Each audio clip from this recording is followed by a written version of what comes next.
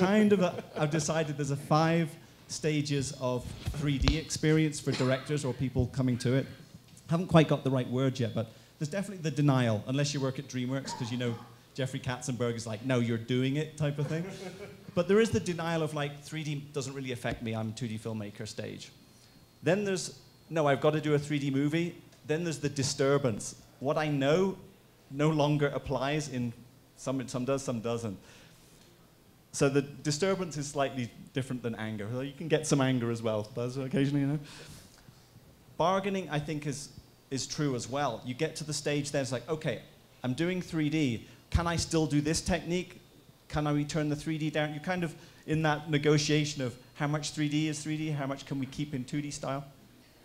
But the 2 next stages are more about being creative, and it's the moment where artists or directors see something in 3D where they go, oh, there's nothing that was getting that across in 2D. And we just had that on How to Train Your Dragon, which is coming out in March. Where Chris... Is everybody waiting for Avatar to get out of the theaters? Got those blue people out of the way. Chris Saunders was one of the directors, Chris and Dean Dubois, I guess. Chris and Dean, they were looking at one of the sequences in 3D, and there was a shot where the dragon drops away, kind of puts the brakes on with the wings and really pops back up towards you. Now, it wasn't out of screen effect, it was just the movement that they were trying to get in 2D. It was like, wow, didn't expect that to be cool. And I think that's that moment of opportunity that comes up. And then you're into the next stage that we're all trying to get to, which is the reinvention. You know, what do you now do with these new skills? So the stages that everyone is going through, for me, is quite funny because I'm on multiple movies. So depending on which dailies I'm in, I might be in the denial stage or the opportunity stage. And so sometimes I'm in a very relaxed mode coming from one movie that's kind of got it all under control and kind of crash into Kung Fu Panda, the Kaboom of Doom, which is the next movie. And they're right at the beginning and they're very much in there like, so what does this mean? You know, they're seeing stuff for the first time. The important thing that fixes itself is you've got to look at your content in 3D from the beginning.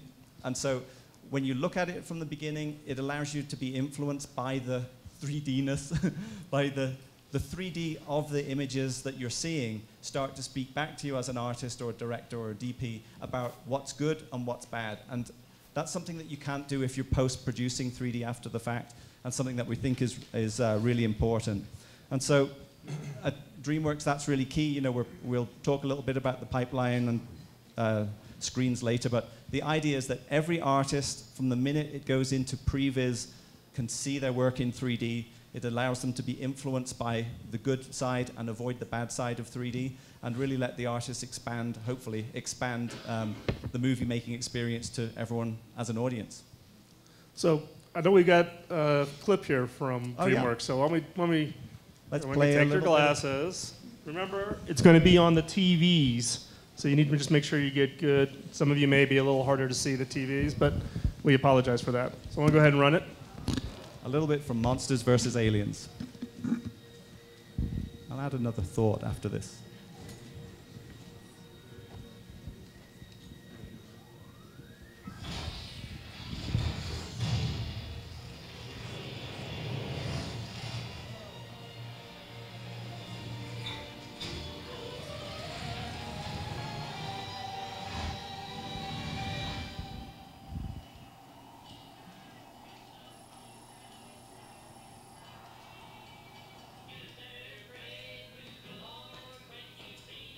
Don't look.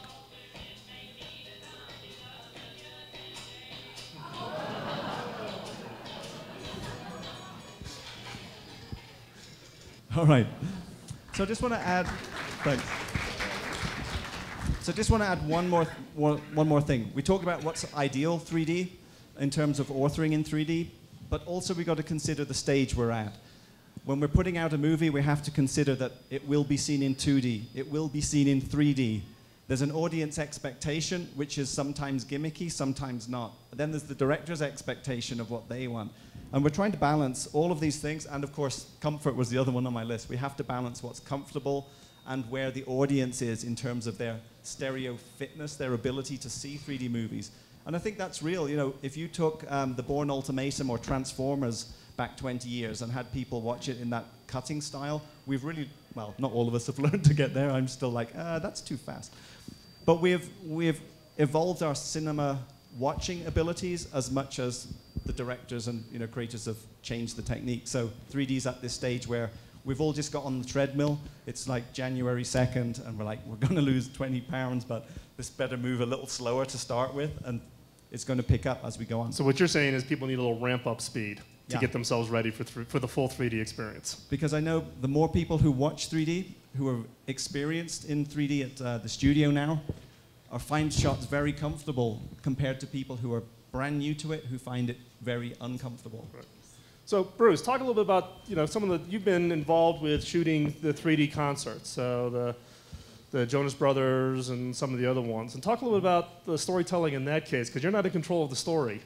You're basically the filmmaker trying to capture the story, in this case, of live concerts. And right. Well, in the case of Disney, we've been committed for some time to 3D, and really in all genres of filmmaking. I mean, we look at all sorts of films and decide, given on a lot of factors, screen availability, money, etc., director comfort, whether or not it should be a 3D movie. In the case of my two films, I had no knowledge, I still don't have much knowledge of 3D, and I was thrown into it very quickly because I was chasing a concert schedule that was already in progress. So what I did in that case was, well, okay, I'm making a concert film, so naturally what I would want to do is put the viewer on the front row of the concert, or perhaps even up on stage in some cases with the musicians. At the same time, I had to be very careful that there was a live performance going on, and you can't shoot it like a narrative film, and there were things that I did in these concert films that I would never do in a narrative film.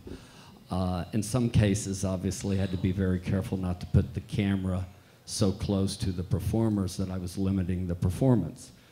For me, as a filmmaker shooting 3D, I prefer wider lenses. I prefer getting in close to the subject matter, and in some cases, I made an arrangement with the musicians that I would have a Steadicam operator literally stand next to them as if they were sharing the mic.